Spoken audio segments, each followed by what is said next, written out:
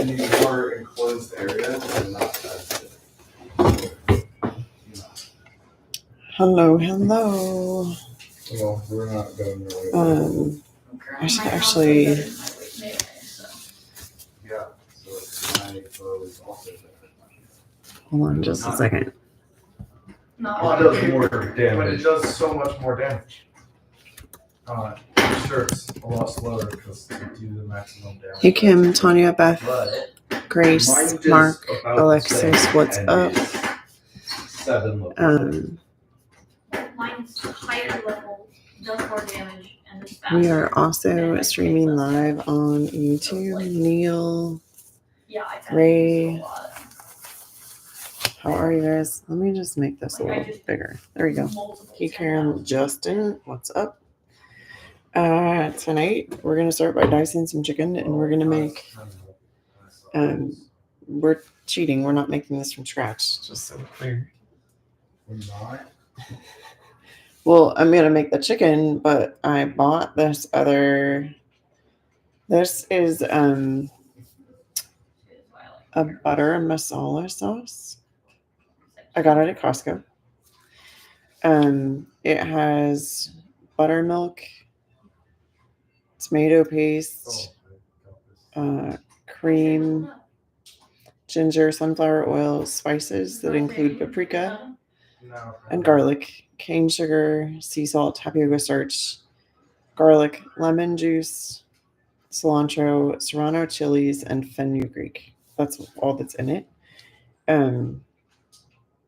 It has less than 1 gram of added sugar per serving, and it says there's about 8 servings per container, but I guarantee you, based on the amount of chicken that each person's having, there's not 8 servings in this jar. But we're gonna use this sauce, some chicken, and then so that we can get some more vegetables in.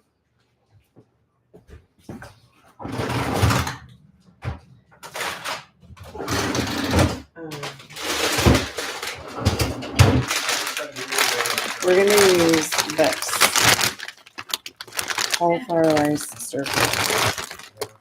Yeah, I think it's important to know your character. And see how it goes. Because again, sometimes what we need is frozen vegetables.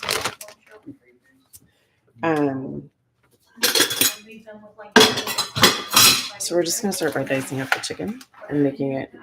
I'm probably actually gonna slice it. I like smaller pieces.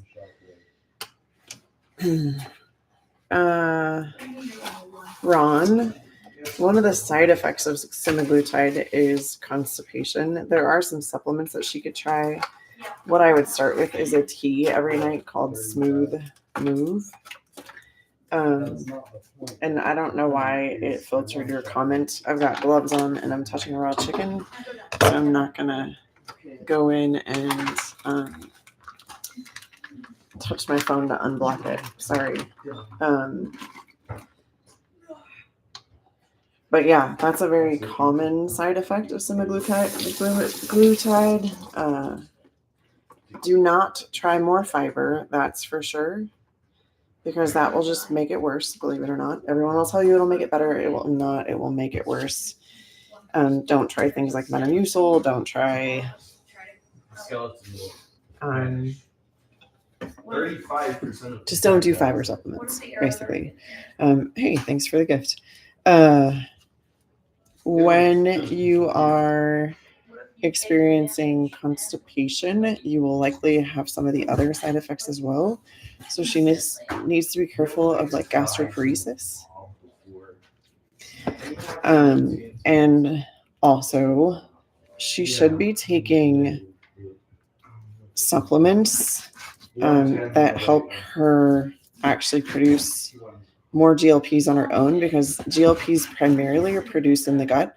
They do have receptor sites other places, but if you're not also honoring the gut health and you're just injecting and you're not doing any oral anything to support GLP production, that's when we tend to see rebound weight gain at the end of taking those meds. Thanks for the gifts, guys. And that's when we see people start to really struggle with like yo-yoing with their health, that kind of stuff. So there are supplements that she can take to help support that as well. And they will also help support the motility in the gut.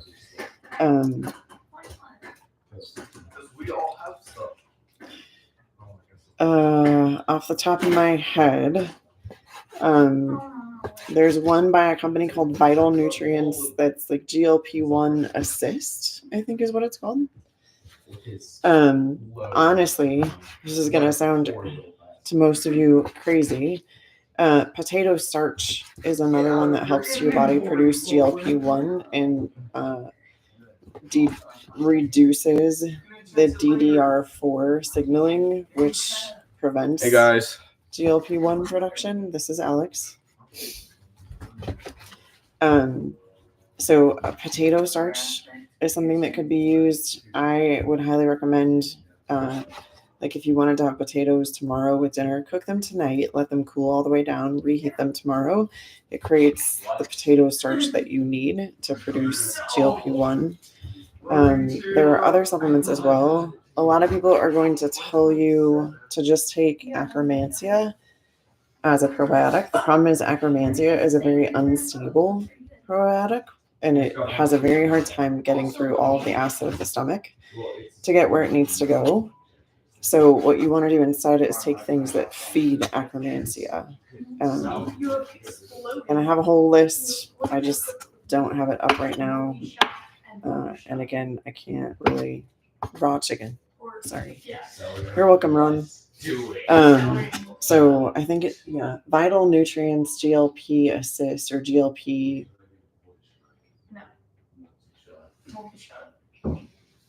It's GLP something. So there's that. There's other companies that have one too. Designs for Health has one that helps support GLP-1 production in the gut. Obviously, in general, working on your overall gut health is going to help GLP-1 production. It's also going to help serotonin and dopamine production, which are also deficient usually for people who are not appropriately producing GLP-1. And then something else that you can get tested in your blood work that will tell you indirectly whether or not you're appropriately producing GLP-1 is something called leptin. Leptin is another hormone. So there's leptin and ghrelin. Hey, Scooter. Leptin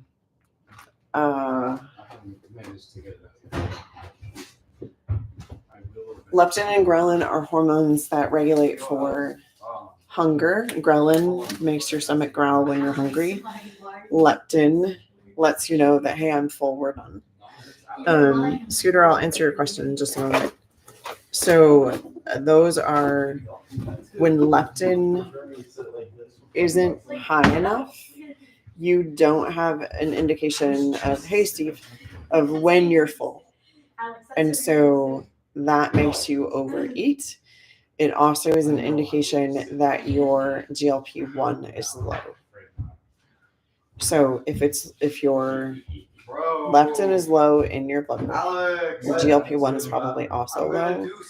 Correcting the leptin issue and feeding the things in your gut that are good for you that help your body produce GLP-1 can be significantly helpful in maintaining weight loss and staying the same weight. Let me grab a little. Oh, no, it's right here. I was going to say, let me grab a little oil, but it's right here on the counter because I was prepared this time.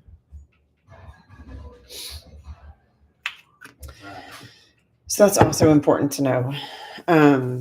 A lot of people don't realize that there are things that they can do to improve their GLP-1 production. But one of the things you absolutely should be doing is focusing on feeding the gut bacteria that improve GLP-1 production, even if you're taking the injection, because one of the things that does is it decreases some of the side effects like constipation, gallbladder dysfunction, fatty liver, liver disease, gastroparesis. So it decreases the rate of those. But it also helps your body preserve more muscle mass and then that helps your metabolism by making sure that you are not getting rid of healthy tissue that keeps your metabolism burning. Does that make sense? So one of the biggest problems with the GLP-1 injections is that somewhere between 20 and 30% of the mass that is lost is lean tissue mass. And what they've included in that now, what the studies are showing now, is that is brain tissue, muscle tissue, bone tissue. So we're creating dementia, weak people that have poor metabolism, and osteoporosis. Also, if you're working with a physician on this, GLPs should be cycled. So like, and if you're somebody who's taking it because you have diabetes and you're using it to control insulin sensitivity, because that's also important, they should still be cycled. So you should be cycling them on for a certain amount of time and then off, or bringing the dose like way down, right? So you shouldn't stay at that super high dose, because you can develop GLP-1 resistance, just like you can develop leptin resistance, insulin resistance. And that then, if you develop resistance to that GLP-1 drug, you permanently ruin your metabolism. They haven't shown that you can get that back yet. So that becomes a problem. So we just want to make sure that you're doing all the things to support your system while on a GLP-1 injectable, including doing the things to take the oral things that support GLP-1 production, so that you don't end up GLP-1 resistant, and so that you can do appropriate cycling on and off of those drugs like you should. And you shouldn't be on them for longer than 8 weeks, and then have at least 4 weeks off, and then back on for 8 weeks, at least 4 weeks off. And for, hey, investor, how are you? One of the things that I would say for most people is that you should be off for long enough that digestion restores itself. So you go back to having a bowel movement every day. You have enough energy to actually exercise. You have enough reserve to make it through your day. That one's Austin.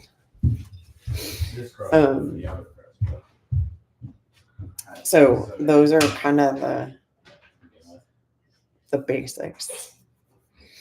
The very first question tonight, hey Ryan, was about constipation and use of GLP-1 medications. And constipation is a very common side effect of those drugs. There's almost no way around it. It's what they're designed to do. But you can change it by helping support good gut bacteria. And again, if you're somebody who's using GLP-1s, and you're not supplementing with things that are good for feeding the GLP-1 microbiota in your gut, Vital Nutrients has a GLP-1 support. Designs for Health does as well. And there's another company that just put one out too, but I can't remember who it was. But there are a lot of things that you need for your good gut bacteria. Another thing that helps your body actually produce GLP-1s is fasting. So we know one of the ways to reverse type 2 diabetes is actually putting people on intermittent fasting. Intermittent fasting for 17 hours, you start producing GLP-1.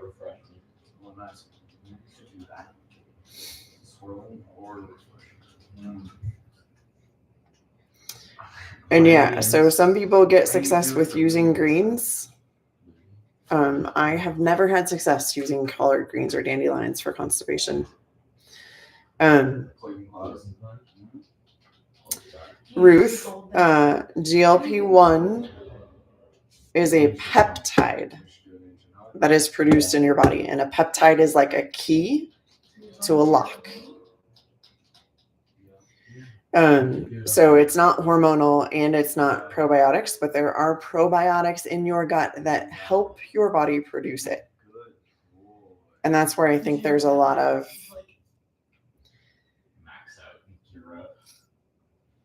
misinformation, I guess is the best way to put it. Because you need proper gut function to restore GLP-1 production naturally.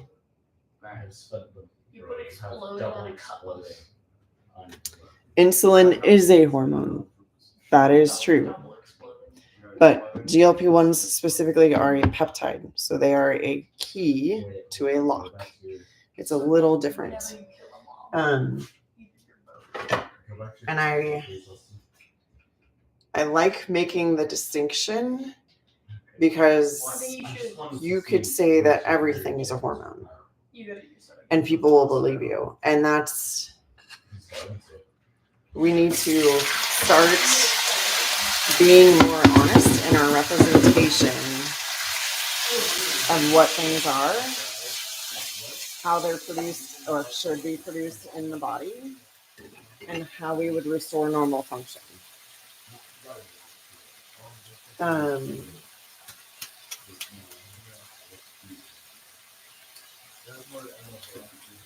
Just doing a little bit of salt and pepper on this chicken so that my salt shaker is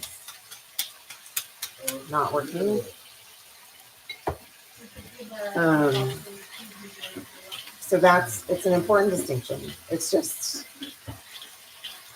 we've given people a lot of bad information, and I want to make sure that we are distinguishing what it is.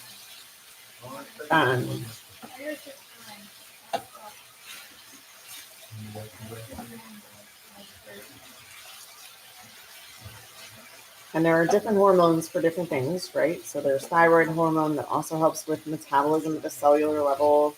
But the active form of thyroid hormone that you use for metabolism isn't even produced in your thyroid. It's produced in your gut and in your liver. So when we're talking about thyroid health and they say, oh, your TSH is low, your thyroid's not working. That's not true. They actually have to test your thyroid and test for those hormones. TSH is a measure of your pituitary gland. It's not your thyroid. It does tell your thyroid what it should be doing, but the body has some other fail-safes in place where I've seen people whose TSH is low, their T4 is fine, and their T3 is fine. So we have a pituitary problem, and I'll ask them about things like visual changes, headaches, etc. And then we look at if that's what's happening. Then we look at, okay, do we need an MRI or a CT scan to see if there's a pituitary tumor? We are way over medicating the thyroid. And Yale Medicine actually released a research study saying that last year. Yale Medicine said 97% of people on thyroid medication do not belong on thyroid medication. 97%. Hey, Tom, I'm making chicken butter masala. This is what's for dinner. Yeah, so when Yale Medical comes out and says something as strong as 97% of people are on thyroid medication don't belong on it, we should reevaluate. And I don't know that we have yet. And it's pretty sad. The other thing is most people are not on the right medication. A lot of people have an issue with producing T3. No, I got it at Costco. So they'll have a normal T4. They're given levothyroxine or Synthroid, which is T4, and their body still can't convert it into T3. So they're still overweight, fatigued, losing hair, can't function, and are depressed. And so the next step is they put them on an antidepressant. Then I'm like, wait, we didn't fix the thyroid problem because it wasn't a thyroid problem. It was a liver and gut issue.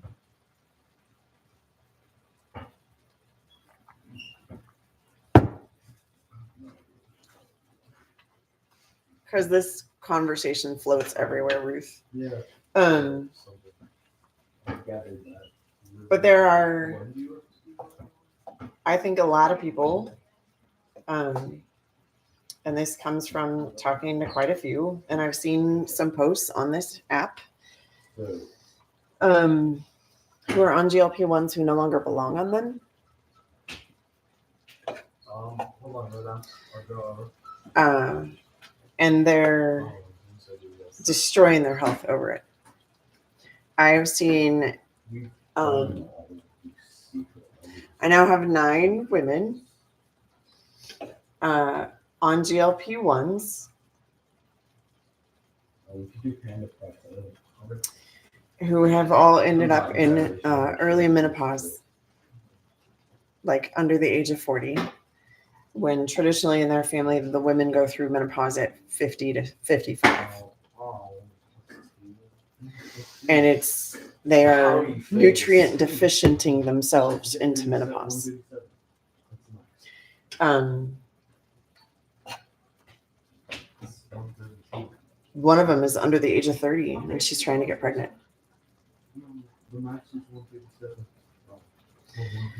So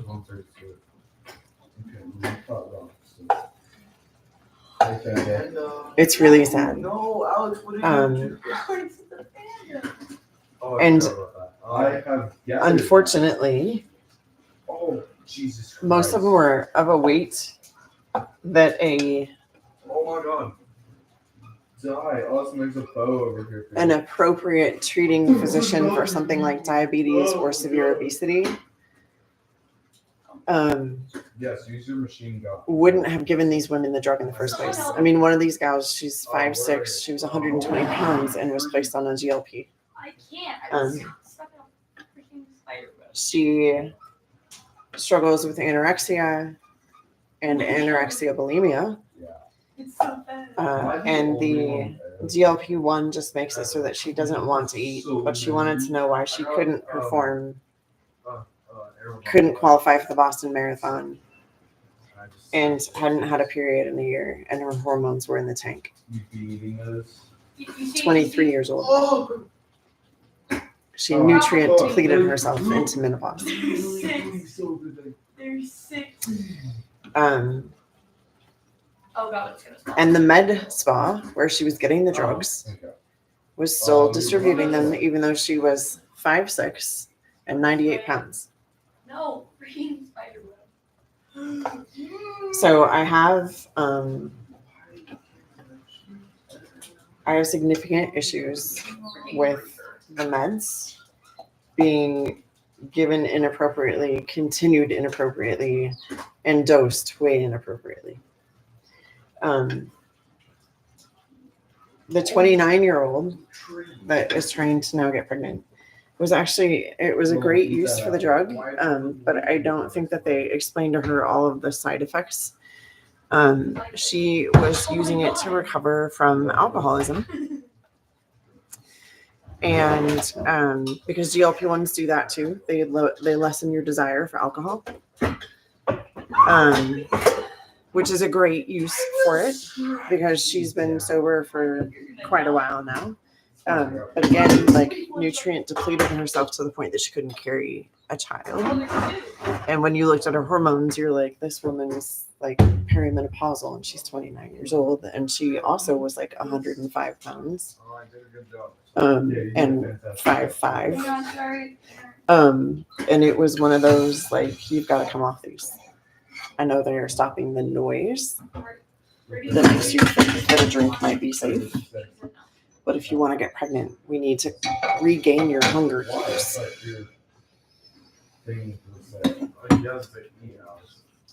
Everything one shot.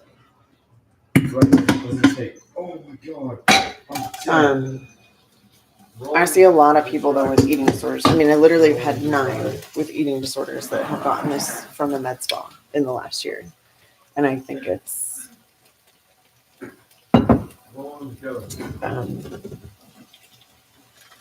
irresponsible. And I think it's really unfortunate that no one is having these conversations with them. Oh my God. Finally. Better armor. Also, you gotta cut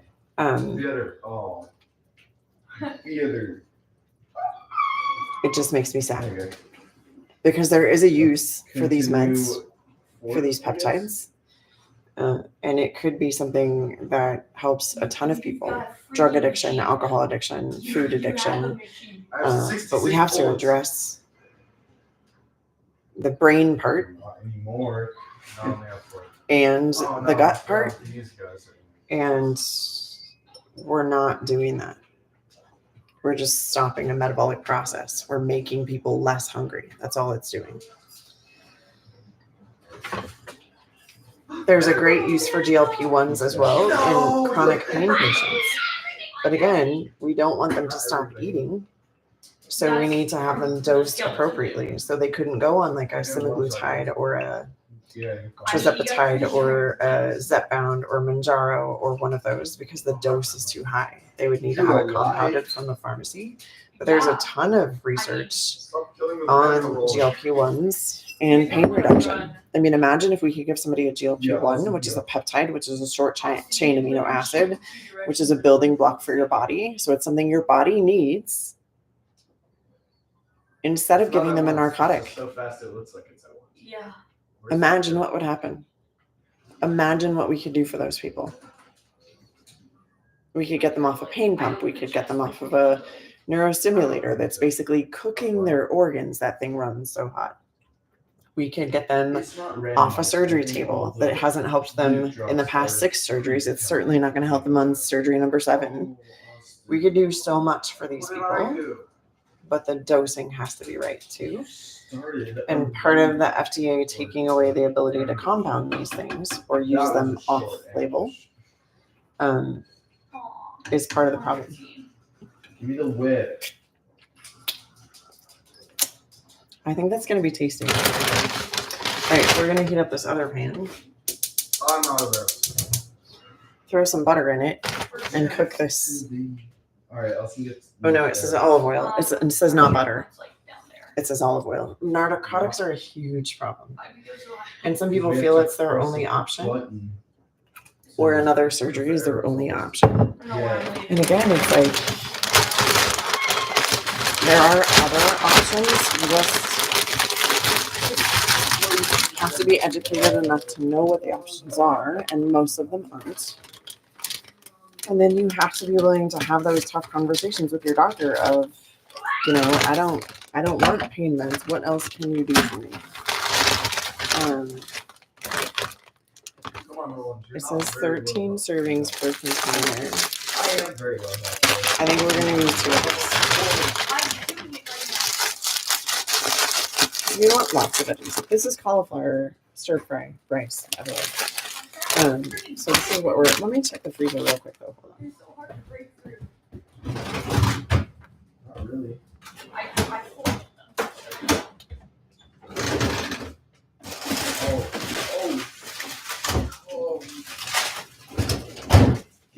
We have other cauliflower rice. We're going to use this first. Do I eat Thai food? Occasionally. Not often, but occasionally.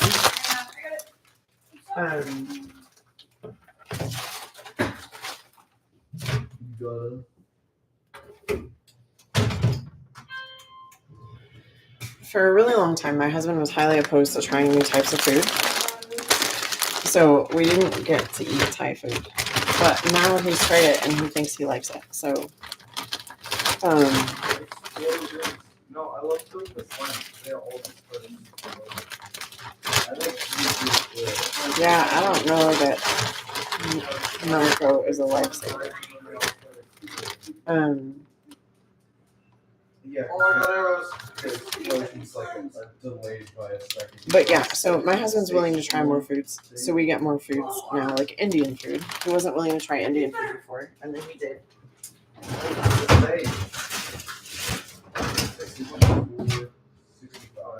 How does it? It's the exact same thing. And he liked it. So now we go to Indian food. Yum Dum Yum Soup Food Doctor. So many spices and mushrooms and garlic in it. Sounds like it could be good. I have no idea.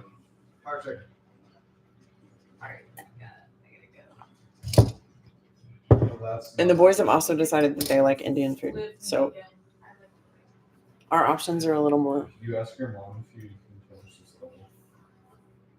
open, I guess. She said, what? I have to find a Thai restaurant near us. There used to be one, but it closed before I got to eat there.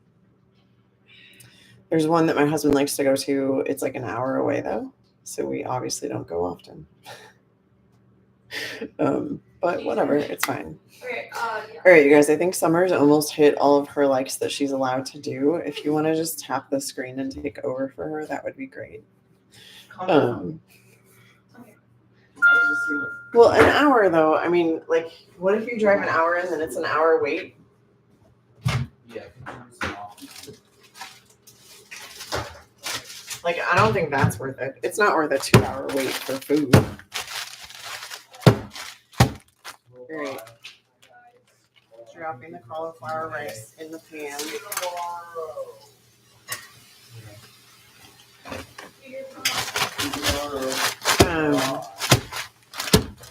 I don't know. I'm not like, if I can make something at home, I'll make it at home.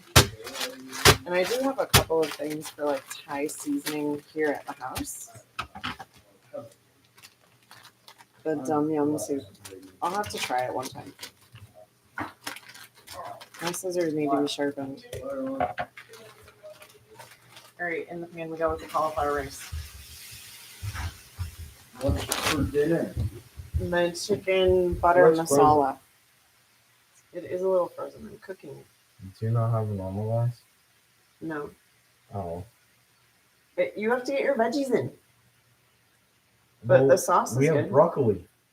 Does rice Do we not have count as broccoli? a? I thought we did. No, rice is a grain. It's pretty veggie-like. But it's grown on the ground. So is corn. Oh, we don't have it. I told you we didn't have broccoli. I thought we did. We ate it all.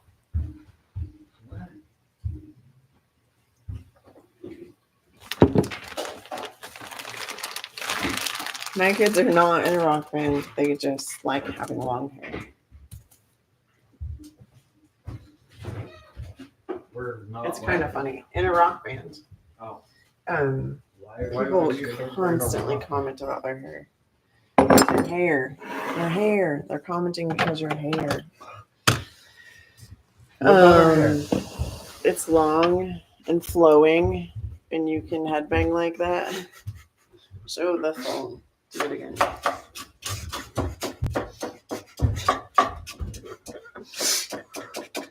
He's trying to give himself a concussion. It's fine.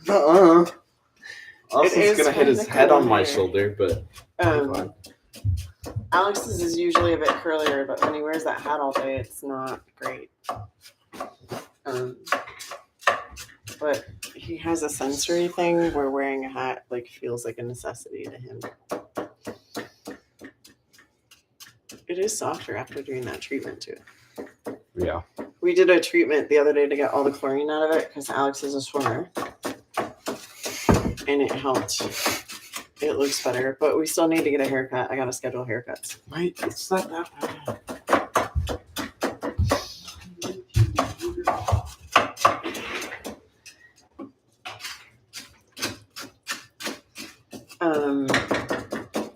So this rice will just take a couple minutes to warm up, and then the chicken is just simmering in that sauce. And it's another quick, easy meal. At the same time, well, it needs trimmed. So one of the things people don't realize, curly hair is more porous than other types of hair, which means it's drier. And if you don't trim it often enough, it'll start breaking more than like straight hair does. And so it needs trimmed. Like we won't cut it. We just need to get like the dead ends trimmed off so it doesn't start breaking off. We don't want it to break off. That's bad.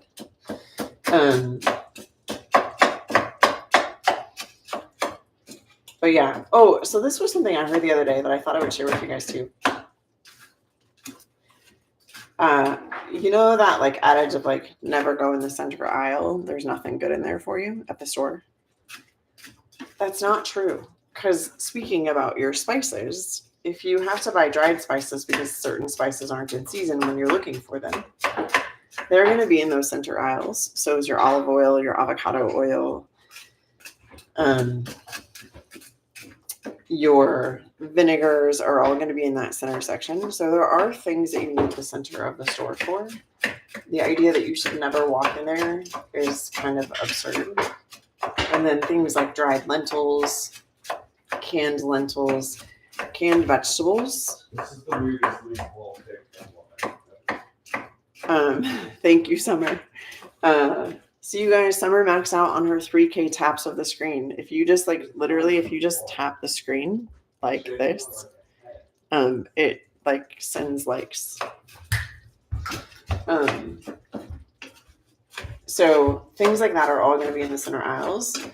And you can even get I got some olive oils that had been infused with chilies or garlic. One that was infused with basil. That one was really good for making pizza dough with, because then you had a basil pizza dough. It was so delicious.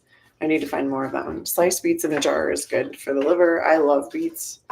I grow them and I pickle them myself. Thank you, Nurse Peas. So Summer, it's the little red ones, and you would cook them. If you want them tomorrow, cook them tonight, have them cool completely, reheat them tomorrow and eat them. And it makes a good starch that feeds the Akkermansia in your gut and also shuts off the DD4 receptor, which helps your body produce more GLP-1s and also actually helps transition of stuff through the gut. So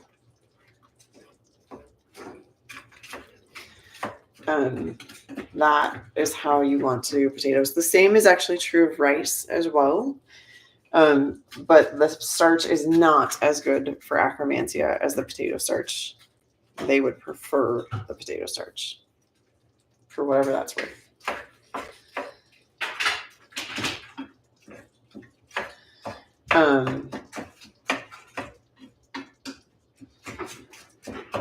Other things that help your body produce GLP-1s. Earlier, Tony was talking about your greens. So all of your bitter greens, collard greens, mustard greens, chard, kale, those are all going to help. Turnip greens, even those are all going to help your body produce GLP-1 naturally. Dandelion, I forget about dandelion because I always just put it in my salad. The dandelion greens, I just put it in my salad. I don't ever cook those. I do cook kale and mustard greens, collard greens, turnip greens, but I don't ever cook dandelion greens. I don't know why. I just eat them. So cooked or raw. And this is the thing that a lot of people, so if you look at all the health stuff, everyone's being like, oh, you need a low oxalate diet. So all of those greens are high in oxalates. To lower the oxalates, you want to cook them. And you don't need to cook them to death. You could saute them. They're actually very good sauteed. All of those greens are very good sauteed. And kale, you can make kale chips out of. Great. But if you even just blanch them, you lower the oxalate content in them by 30%. If you saute them, it's closer to 60%. But if you even just blanch them, you're lowering the oxalate content by 30%. So that's kind of a key thing to know. If you're going for low oxalates, who should go for low oxalates? Anybody who has trouble clearing meds. Anybody, so if you're somebody who you feel like it takes you forever to get rid of anesthesia from the dentist, or caffeine makes you jittery, or if you take a Benadryl and you sleep for 15 hours, you're probably a slow processor, so you would want a lower oxalate content in your diet. If you have a family history of kidney stones, low oxalate diet. If you have a family history of kidney disorders or kidney diseases, low oxalate diet. But that doesn't mean cut all those foods out, because if you cut all those foods out, you end up with a high sulfur content in your blood, which then makes you do things like have weakness, fatigue, lose hair, memory issues, all kinds of stuff. So just cook the foods. If we're talking about like nuts, soak the nuts for at least 4 hours. You get rid of the oxalates, because nuts also have oxalates. Almonds, walnuts, pecans, pistachios, they all have oxalates. Pistachios, though, less so than the other ones, but they all have them. So you would want to just decrease them.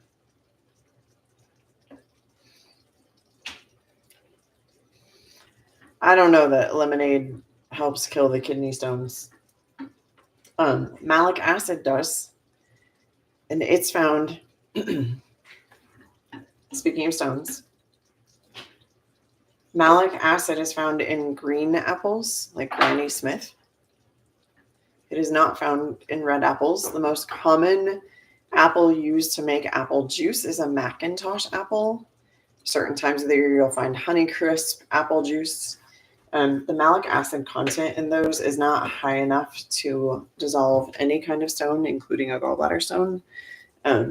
So if you wanted to make your own fresh pressed Granny Smith apple juice and not add any sweetener to it, you could do that, and that would be helpful.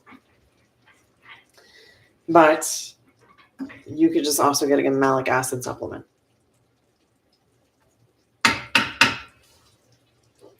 All right, let's see how warm this rice is.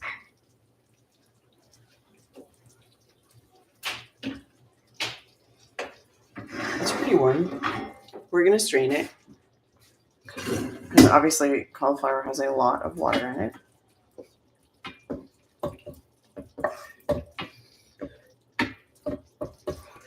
And then we're going to just re-cook it a little bit, just so we have less water in it.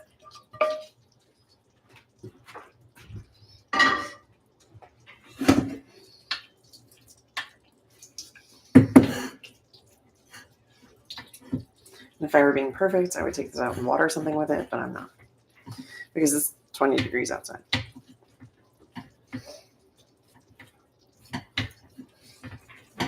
Great, now that we've pressed some of the water out of there, do I think lycopene supplements are okay? I mean, it's an amino acid, so I don't think it's bad for you.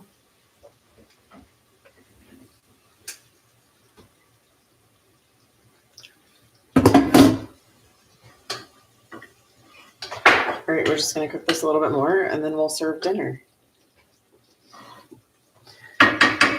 I do think that there are people who get in the habit, though, of taking a bunch of supplements and they never de-supplement. And the point of not being in an allopathic medicine world is not to just replace everything possible with supplements. So finding ways to support your body without having to take 50 pills every day is a great idea. And I would highly encourage it.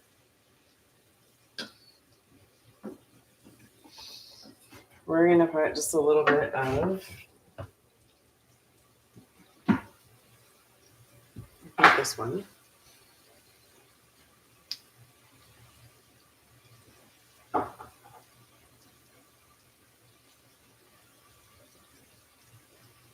Nope, that one's too sweet.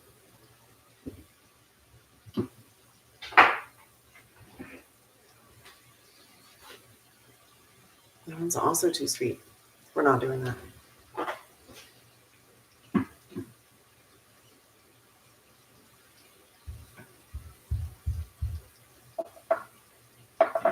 I think we're just going to go salt and pepper, because I can't find what I want in that cabinet today. My salt shaker is stuck, because it's not a salt shaker. It's like a little grinder in a thing. But in there's like a little plunger that's supposed to push in and release, and it's not releasing all the way. So it's not grinding the salt. It's kind of annoying me.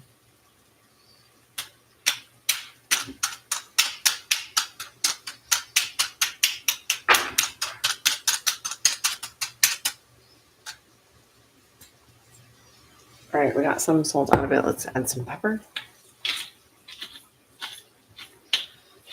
I bought the chunky sea salt this time. And just the one that they had at the store. I don't buy Dr. Berg's salt, or I don't know.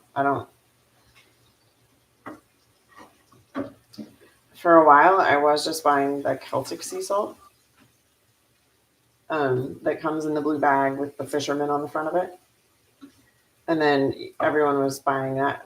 Like, I had been buying that for a decade, y'all. And then everyone was buying it. And everywhere when I was talking, it was like so expensive you didn't want to buy it. And then I was going to the feed store and getting it. But then I felt bad because people need it for their horses. So, hey, Sean. Do I make steak sometimes for the family? Yes, absolutely. Dinner's ready. So I'm just going to serve it up and we're going to eat. So I will talk to you guys all later. I hope you guys have a fantastic night. And you do something extremely healthy for yourself today. Even if that is just taking a few deep breaths. There's actually some research out of Harvard that shows that a deep breathing for 5 minutes can